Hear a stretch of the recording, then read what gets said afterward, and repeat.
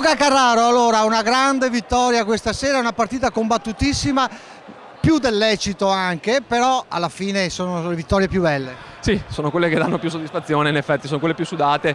Diciamo che ce la siamo anche un po' complicata perché nel primo tempo abbiamo giocato bene, abbiamo creato i presupposti per andare sul 2-0 prendendo un palo interno e una traversa. Poi a fine primo tempo un infortunio da parte nostra, diciamo così, ha fatto sì che loro facessero il 2-1, il 2-2 molto casuale, parliamoci chiaro, e la partita si era raddrizzata, e non dico che la pensavamo chiusa, però insomma pensavamo di essere un po' tranquilli, invece non è stato così.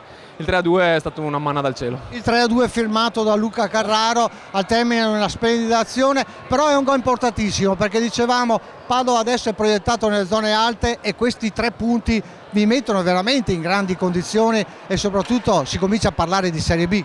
No vabbè dai, questo non esageriamo, diciamo che perlomeno abbiamo distaccato per bene la C2, siamo a più 15 punti dal Vigo Real, che è appunto la squadra che abbiamo battuto stasera e che ci dà un bel ossigeno, un bel respiro per affrontare il campionato di ritorno con tranquillità, guardando in alto.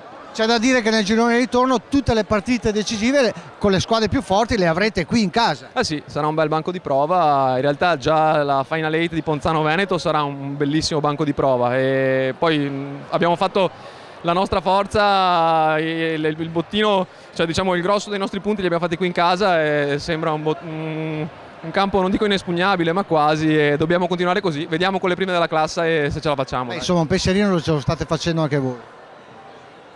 Non dico niente.